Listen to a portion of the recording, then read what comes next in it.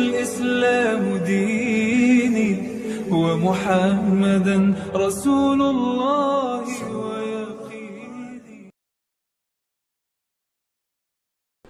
Ada 4 bulan yang disebut dengan bulan haram.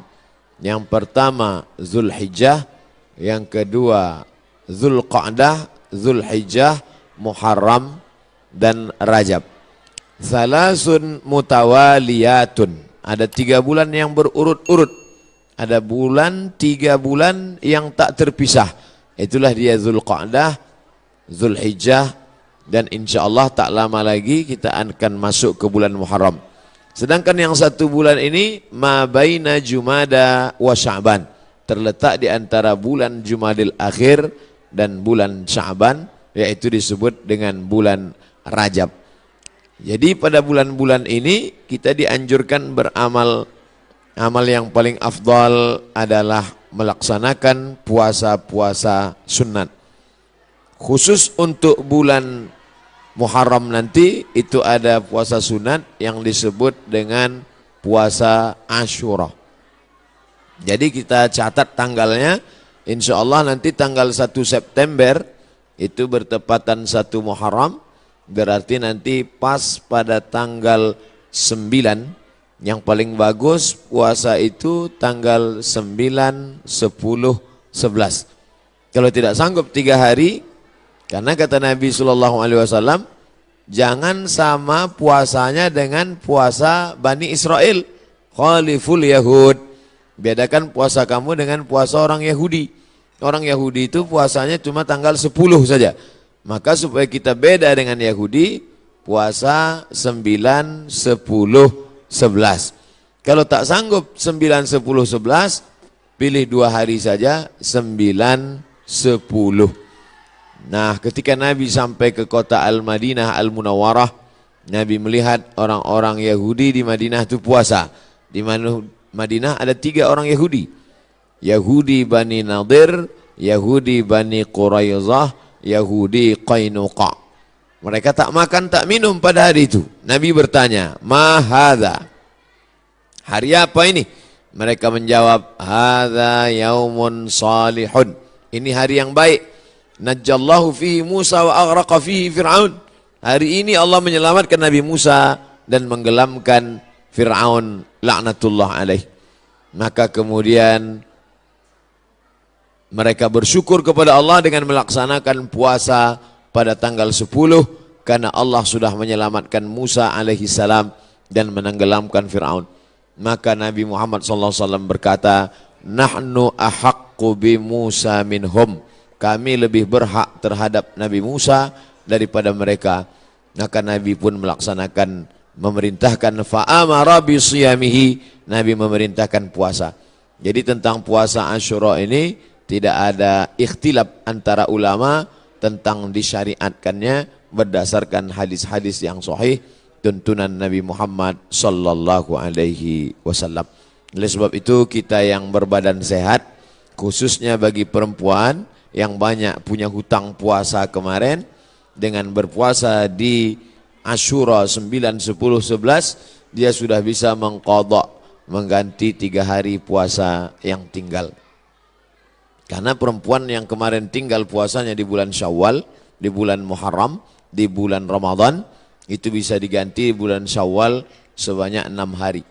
Orang yang berpuasa 6 hari di bulan Syawal otomatis dapat pahala puasa sunat walaupun niatnya qadha.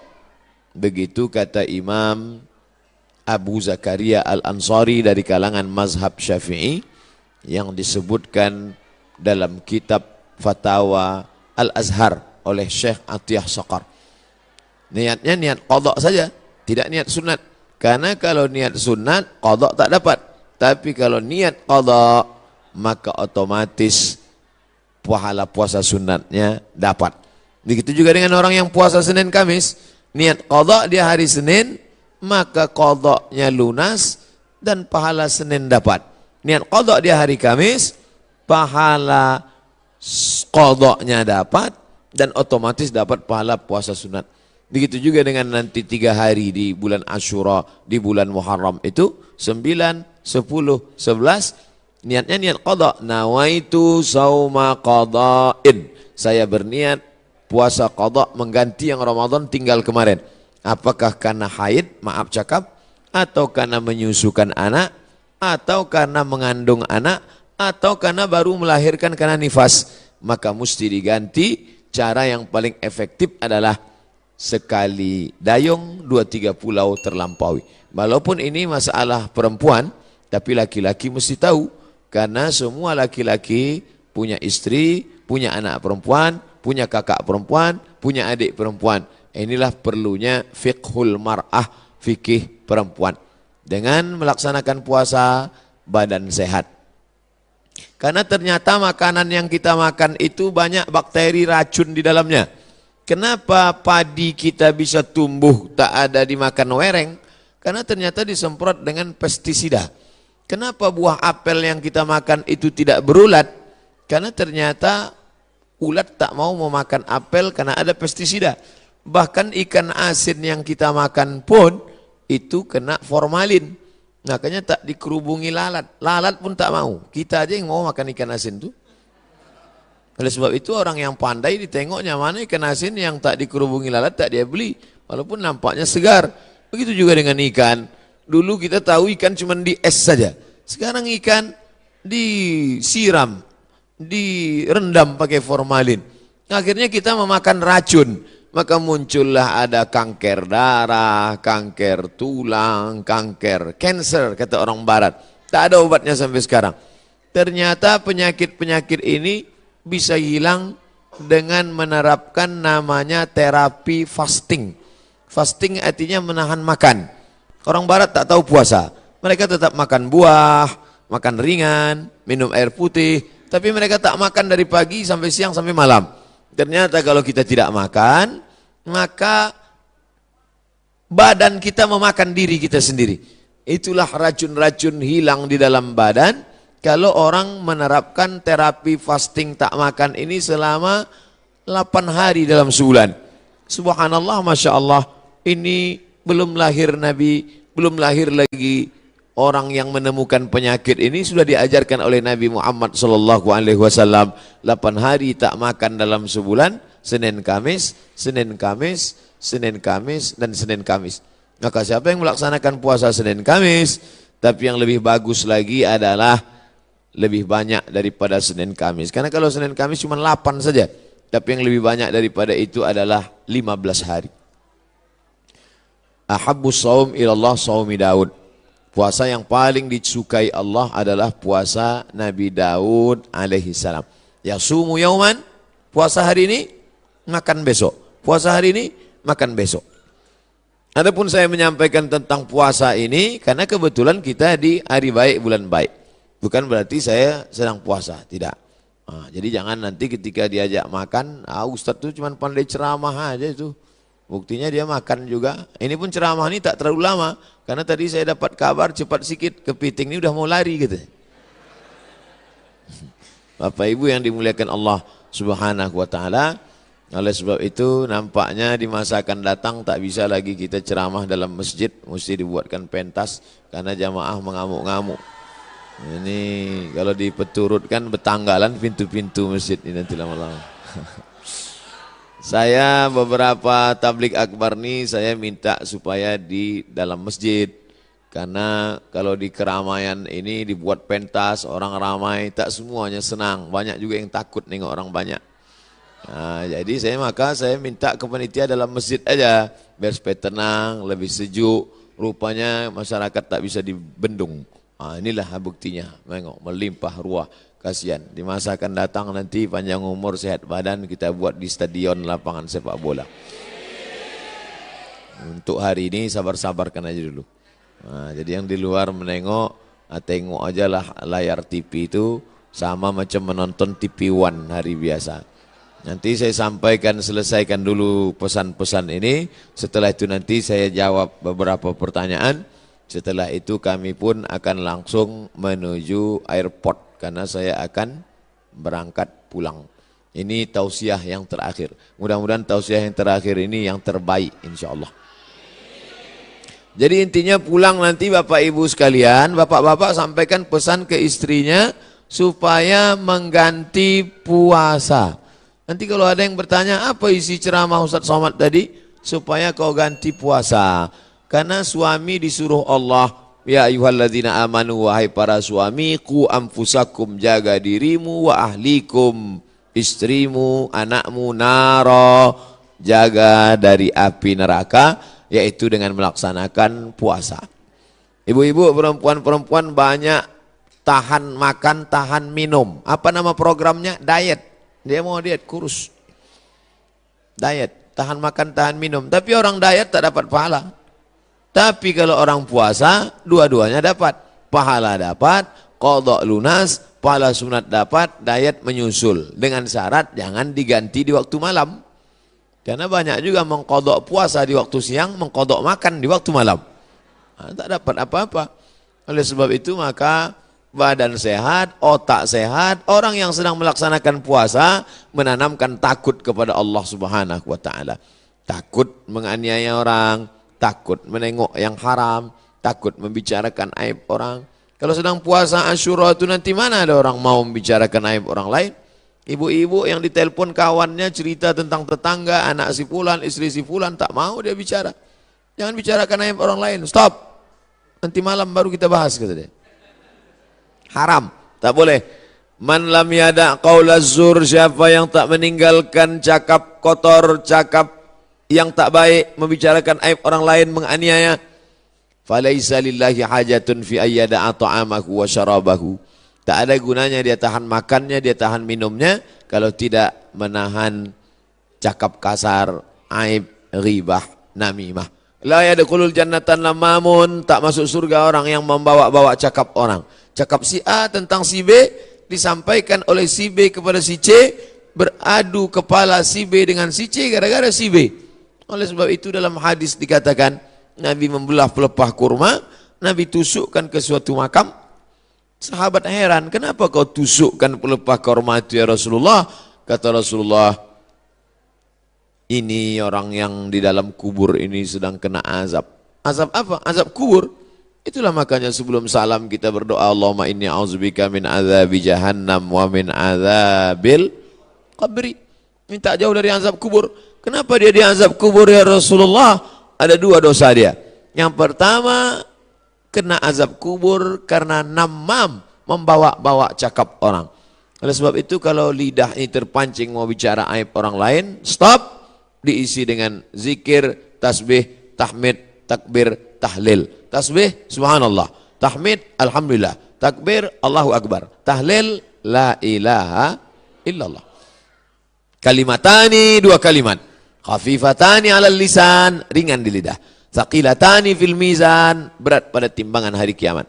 Habibatani ilar rahman, disukai Allah. Subhanallah bihamdihi, subhanallahil azim. Subhanallah bihamdihi, subhanallahil azim. Subhanallah bihamdihi, subhanallahil azim. Jadi yang paling bagus diisi pada bulan haram ini, Dzulqa'dah, Dzulhijjah, Muharram, ini adalah puasa sunat. Tapi ada 4 hari di bulan ini tak boleh puasa. Di antara 3 bulan ini ada 4 hari tak boleh puasa. Itulah dia tanggal 10, tanggal 11, tanggal 12, tanggal 13. Kenapa tak boleh puasa? Karena hari raya, daging kambing melimpah ruah. Walaupun tak semua bisa makan kambing ini, karena asal ditengoknya, baru menengok bungkusnya aja sudah naik darah tingginya. Belum lagi makan dagingnya.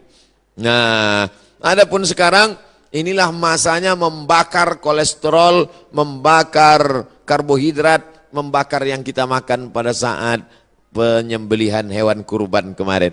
Adapun ibu-ibu, bapak-bapak yang masih banyak daging kurban di freezer itu, sedekahkanlah kepada anak yatim fakir miskin.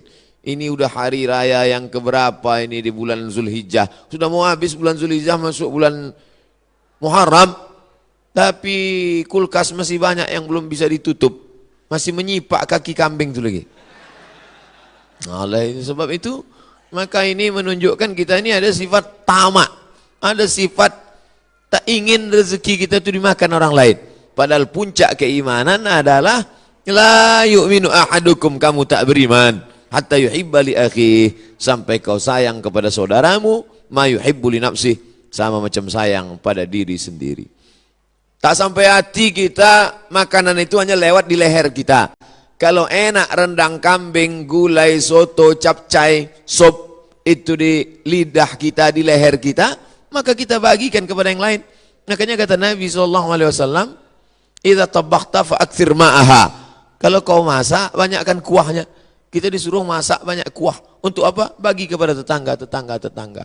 Jadi kalau daging tadi tinggal 2-3 potong, masaklah nanti sore, banyakkan kuahnya. Bagikan. Tapi jangan gara-gara ceramah nih, ibu tu hasil bersedekah, kuah aja sih. Apa maknanya? Sedangkan sikit saja dia bisa berbagi, apalagi banyak. Oleh sebab itu maka dalam Islam. Tapi masalah lapar ini tak bisa kita ceritakan. Lapar bukan teori. Tak bisa diceritakan lapar menurut bahasa, lapar menurut istilah, lapar menurut etimologi, lapar menurut terminologi. Lapar mesti dirasakan. Setelah kita rasakan lapar itu, maka muncullah rasa berbagi. Lapar Ramadan sudah lupa, udah agak lama. Ramadan, Syawal, Zulqa'dah, Zulhijjah. 5 bulan setelah itu datang kita disuruh mengingat lapar lagi. Itulah dia lapar 3 hari, tanggal 9, tanggal 10, tanggal 11. Ngaji jangan cuma pengajian aja. Pengajian nonton TV, pengajian di YouTube, pengajian sekarang live langsung cukup. Jangan sekedar pengajian tapi langsung diamalkan.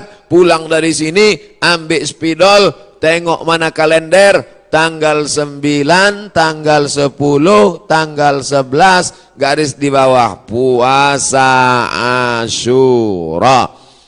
Andai, maaf cakap, pas tanggal 9, 10, 11, dia haid, maka dapat tetap pahalanya, karena sudah ada niat. Innamal a'malu binniat. Ibu kenapa tak puasa? Mohon maaf, saya sedang halangan. Tapi niat sudah sampai. Adapun laki-laki tak ada alasan. Kau kenapa tak puasa? Aku niat aja udah sampai. Anda tetap laksanakan. Maka bapak membangunkan istrinya. Rahimallahu mar'an, Allah merahmati laki-laki yang membangunkan ahli bait keluarganya supaya mengingatkan dia puasa besok. Bu, Omak si Pulan, besok puasa, ganti puasa qadha kau yang tinggal Ramadan kemarin. Begitulah beruntungnya kalau punya suami solehah. Kalau punya suami soleh, istri solehah. Tapi kalau dapat laki Fir'aun, tak mau tahu dia. Sholat kau sembahyang, tidak sembahyang bukan urusanku, puasamu bukan urusanku. Padahal dalam Islam diajarkan kita ini mesti menjaga orang yang ada di sekitar kita. Keluarga, tetangga, sahabat, kerabat. Wa anzir ashiratakal aqrabin. Berikanlah peringatan kepada keluarga-keluarga yang dekat. Ini penting sekali tentang masalah puasa ini. Semua penyakit berawal dari lambung. Semua penyakit berawal dari lambung. Oleh sebab itu maka kosongkan lambung, hilangkan bakteri. Coba tengok iklan di TV. Dari bakteri di dalam lambung itu muncul penyakit gula darah, muncul penyakit diabetes, muncul penyakit jantung koroner, muncul penyakit kanker, muncul penyakit makanan. Bagaimana supaya cara makanan tadi hilang? Ini diperbanyak puasa sunat. Bagi yang sudah puasa sunat, alhamdulillah. Bagi yang mencoba, mudah-mudahan disampaikan Allah Subhanahu wa taala niatnya sampai akhir. Jangan takut nanti puasa sunat badan lemas, puasa sunat kecuali dia pekerja berat. Pekerja berat tidak dianjurkan puasa sunat karena dia mencari nafkah. Bapak-bapak dari tentara, kepolisian, dia berat tugas. Polisi lalu lintas. Kalau dia puasa tak sanggup. Jangan untuk menangkap, mengembus semprit itu tak sanggup. Sedangkan ini tugas negara. Tugas ini wajib. Sedangkan ini sunat. Jangan didahulukan yang sunat, meninggalkan yang wajib. Pegawai kantor camat disuruh duduk, pelayan masyarakat dari pagi sampai sore duduk. Tidur pula di musola. Orang mau ngurus KTP, akte kelahiran, perpanjangan segala macam. Mana pegawainya? Tidur di musola. Kenapa? Puasa sunat, makan haram. Karena dia digaji oleh negara, APBN, APBD untuk melayani masyarakat. Bekerja itu wajib, sedangkan puasa ini sunat. Ini kalau ada orang model begini, ini orangnya alim tapi jahil. Alim kok jahil? Semangat beribadahnya kuat, tapi tidak punya ilmu pengetahuan. La ilaha illallah. Tapi tengok pangkal ayatnya. Fa'lam annahu la ilaha illallah. Apa makna fa'lam? Berilmu. La ilaha illallah penting, tapi ada ilmu tentang la ilaha illallah. Siapa itu Allah? Awaluddin ma'rifatullah. Perkara pertama dalam agama ini adalah mengenal Allah. Wujud, qidam, baqa, mukhalafatul hawadis, qiyamuhu binafsi, wahdaniyah, qudrat, iradat, ilmun, ayat, sama, basar, kalam, kaji, sifat 20, mengenal Allah subhanahu wa ta'ala. Akidah pokok pangkal yang pertama. Setelah akidahnya kuat, barulah ibadah. Salat, puasa, zakat, haji, umrah, zikir, baca Quran. Tapi ada ibadah dalam hati. Salat nampak, Allahu Akbar. Haji, haji paling nampak. Setahun lagi mau haji, kendurinya dari sekarang. Sudah balik haji, pakai sorban, pakai jubah, ditulis pula di pangkal nama, haji. Kalau tak ditulis pakai spidol, tak mau datang undangan. Tapi ada ibadah dalam hati tak nampak. Apa dia? Ridha. Apa dia? Qanaah. Apa dia? Sabar. Mana nampak orang ridha? Ridha itu artinya menerima ketetapan Allah subhanahu wa ta'ala. Termasuklah ibu-ibu yang di luar ini semuanya adalah orang-orang yang ridha. Tak nampak ustaz tu tak apa-apalah. Suaranya pun jadilah. Adapun tadi yang sempat unjuk rasa itu sekarang udah agak ridha sikit. Nanti setelah kita masuk ke dalam surga, ditanya oleh Allah, surga kalian sudah dapat, makanan kalian sudah dapat, sungai taman-taman mengalir sudah dapat, maza turidun, penghuni surga kalian mau apa? Penghuni surga menjawab, ridhaka. Ada satu yang kami belum dapat, ridha engkau ya Allah. Karena yang mendapatkan ridha Allah adalah orang-orang yang ridha di dunia, menerima ketetapan Allah subhanahu wa ta'ala. Nah, jadi yang di luar ini udah ketetapan Allah, terima aja lah nih. Gitu cara menenangkan orang yang di luar-luar. Allahu Rabbi wal Islamu dini wa Muhammadan Rasulullah.